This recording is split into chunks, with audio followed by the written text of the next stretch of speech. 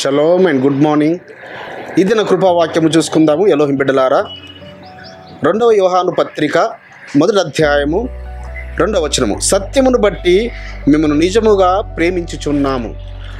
శ్రేష్టమైన 12 మంది శిష్యులలో పరమ తండ్రిని యాషోమెస్సేను అధికముగా ప్రేమించిన ఆయన రొమ్మును ఆనుకున్న యోహాను గారు మరి ఈ శ్రేష్టమైన గ్రంథములో యోహాను సువార్తను 3 పత్రికలను మరి శ్రేష్టమైన అతి శ్రేష్టమైన దర్శన గ్రంథమును ప్రకటన గ్రంథమును రాసిన భక్తుడు పలుకుచున్న మాట, నేను మిమ్మల్ని ప్రేమిస్తున్నాను, దేని బట్టి?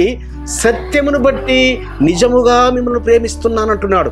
అవును కదా బిడ్డలారా, మనం కూడా ఈ లోకంలో రక్త సంబంధికులను, బంధువులను, ఆత్మీయులను, స్నేహితులను ప్రేమిస్తుంటుంటాము. కానీ సత్య సంబంధులను అధికంగా ప్రేమిస్తాం కదా, సర్వసత్యం కలిగిన వారిని ఇంకా అధికంగా ప్రేమిస్తాం కదా. మరి అదే యోహాను గారు రాసిన యోహాను సువార్త 16వ అధ్యాయం 13వ వచనంలో సత్యస్వరూపమైన ఆత్మీయులోకి వచ్చినప్పుడు మిమ్మల్ని సర్వసత్యంలోనికి నడిపిస్తాడంటాడు. ఆ సత్యస్వరూపమైన ఆత్మ ఎవరు? పరిశుద్ధాత్మని. కాబట్టి పరిశుద్ధాత్మ కలిగిన బిడ్డలందరినీ ఈ భూమి మీద మనం ప్రేమించబద్దులమైన బిడ్డలారా. ఎవరు పరిశుద్ధాత్మ కలిగిన వారు? నమ్మి మారు మనసు పొంది రక్షింపబడి మరి బాప్తిసము ద్వారా ఆయన నామమును, నిజమైన నామమును నొసల మీద ధరించుకున్నవారు.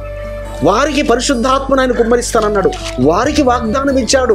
మరి అట్టి ఆత్మ పొందుకున్న ఆ పద్మాసు దీపములో ప్రవాసి అయిన యోహాను గారు రాస్తున్న శ్రేష్టమైన మాటలు, ఈ శ్రేష్టమైన గ్రంథములో మరి ఆ 22 అధ్యాయాల్లో అనేకమైన మర్మములు రాయించాడు పరమ తండ్రి పరలోకమునకు తీసుకువెళ్ళి.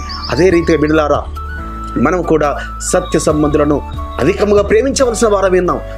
మన రక్త సంబంధికులను, స్నేహితులను, బంధువులను ప్రేమించొద్దని నేను చెప్పడం లేదు, కానీ అధికముగా, ఎందుకనగా నిత్యము నిరంతరము మనం ఉండబోయేది సత్య సంబంధులతో సుమా.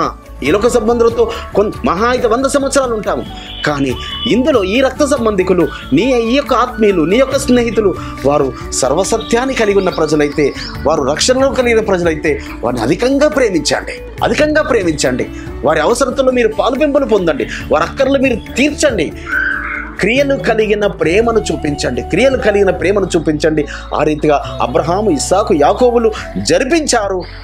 ఆయన పిల్లలమైన, ఆయన వారసులమైన మనము కూడా నిజముగా ప్రేమించాలి. ఆయన పిల్లలను వారి యొక్క ఇబ్బందుల్లో, వారి వేదనలలో, వారి బాధలలో, వారి శ్రమలలో, వారి యొక్క మరి అనేకమైన కన్నీటిని తుడిచేవారుగా మరి మనం ఉండాలని పరమ తండ్రి దినమున మనతో ఆయన ఎంతగానో ప్రేమించి మనతో మాట్లాడుతున్నాడు. అట్టి కృప పరమ తండ్రి మనందరి విస్తరింప చేయనుగాక.